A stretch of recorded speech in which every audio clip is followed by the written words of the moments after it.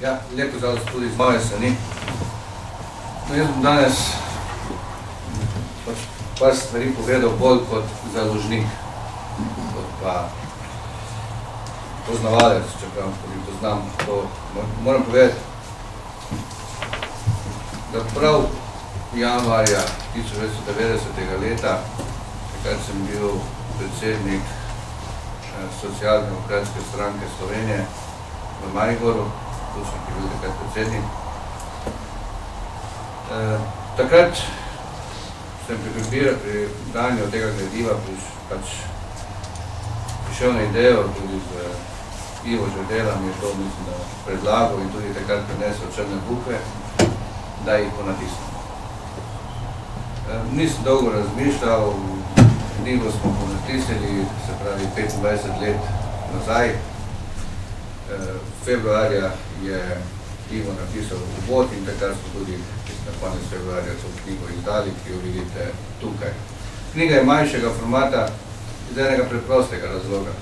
Mariborski tisk, Tiskarno delo in še nekaj državnih, takrat javnih, ljudskih, družbenih podjetij, kakorkoli jih imenujem, so seveda tisk knjige odklonili. Pa nisem takrat čutil toliko zaradi nekih političnih, ali pa kakršnikoli problemov, ampak samo dajte kje druge, ne tukaj. Tak nek osebnostni strah sem pri teh tiskarjih slišal. Nek osebnostni strah sem pri tiskarjih, zakaj ne tiskati. In ni šlo drugače, kot da smo se moral obrniti na takrat zelo redke privatne tiskarje, ki pa niso imeli niti možnosti tiskati te A4 format takrat, vsaj ne na ta način, kot smo mi to želeli takrat. In zato je nastal ta format knjige, vsebinsko popolnoma enak. Moram povedati, da je knjiga takrat prišla v vse knjigarne, prodajala se je v Ljubljani na ulicah. Prav časopis Revija Mladina in pa Revija Tribuna, Mariborska katedra so bile kot glavni promotor te knjige. Mislim, da je celo potem gospod Horvat iz Mladine že tudi sam izdajal ponatis te knjige. In ta knjiga se je takrat prodala 90. leta, mislim, da okoli 35 tisoč izvodov. To je verjetno številka podobna tisti, ki se je tiskala, kar bo Ivo malo kasneje povedal, ko je knjiga nastala. Seveda je bil problem, ker je to delalo 10 privatnikov in bil logistično stvar zelo težko povezati, ampak nekako smo uspeli. No, moram povedati, da Jože je že prej malo omenil, v gospodu Pučniku se seveda akcija naša, ta moja založniška, ni preveč dela dobra. Bil je to čas pred prvimi volitvami in že takrat so bili neki pomisleki, da ne bi ta knjiga preveč zbudila duhove, če rečem tako. Ampak ostalo je na mojem prepričanju, da knjiga naj gre in da knjiga si zasluži to svojo vlogo, ker do takrat je bila 46 let prepovedana. Borili smo se za neko novo družbo, ker knjige ne smejo biti prepovedane in prav ta je bil glavni nek razlog, motiv, knjiga naj gre v javnost. Knjiga je zdaj nastala ponovno po 25 letih, zdaj sem si na kratko izračunal, da sem bil takrat star 25 let, zdaj pa 50. To je sedaj ta knjiga. Seveda to zdaj ni šlo v 32 tisoč izvodov, ampak samo v 600 izvodov, nestojno manj. No, moramo povedati, da te knjig je kar veliko, so si ljudje, vsaj tistih iz 90 let ohranili in jih imajo, tako da je knjiga bolj za, da ostane, ne to, da je v čas načenja, da ostane kot takšna.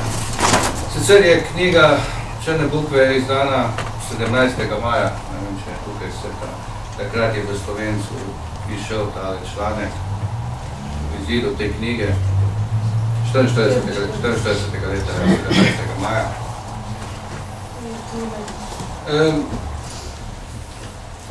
No, danes, leta 2015 izidejo knjige, pa ne najdejo prostora v nobenem slovenskem časopisu, saj mojo zadnjo spečo upo je bilo tako. Časi se zelo spreminjajo, ampak že iz tega voda tega članka, takrat v Slovencu, vidite, da so že takrat nastajale knjige, tudi Črne bukve, ki je nekako bila dopolnilo v znamenju vodilne fronte. Še prej, pa je 42. leta išla knjiga, jaz vam tukaj pokazal original, izdajalska zarota Osvobodilne fronte in komunistične partije Slovenije. To je knjiga, ki je, cikostil, ne vem, niti približno, koliko jih je takrat bilo narejenih, verjetno ne neko veliko številko. Knjigo so 48. leta Udba našla pri Rastko Jankotu iz Ljubljane. Za posed te knjige je dobil 3 leta zapora, v arhivu, zgodovinskem arhivu v Ljubljani ta kazenski spis v celoti obstaja, ki sem si ga tudi prebral. Ravno iz tega kazenskega spisa mi je potem prišla na idejo in sem izdal tole knjigo Mit OF in KPS, ker je ta knjiga v celoti vzeta, se pravi pripis te knjige v celoti. Sem pa knjigi seveda dodal navedbe v tej knjigi iz 42. leta, ker prav tukaj v tej knjigi vidite, kako so takrat v slovenskih časopisih v Slovencu jutro pisali o naprimer zadevi Dražgoše, potem vasi Koreno pri Lukovici, ki je bilo požgano, vasi Prezid, ki je bilo požgano, stanic takrat partizanov.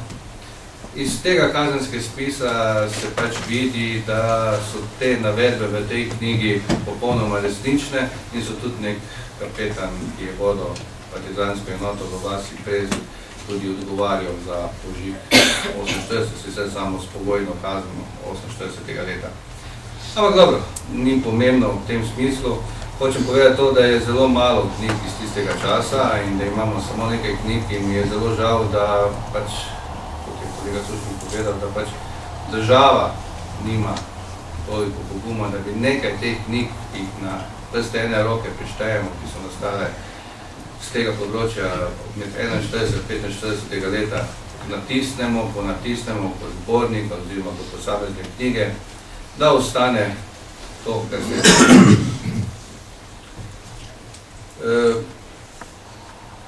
Jaz globoko upam, da čez 25 let nam ne bo potrebno ponovno tiskati Črne bukve, da bomo zadevo do takrat, upam, vsaj razrešili, da bo knjiga natiskana v obliko učbenikov.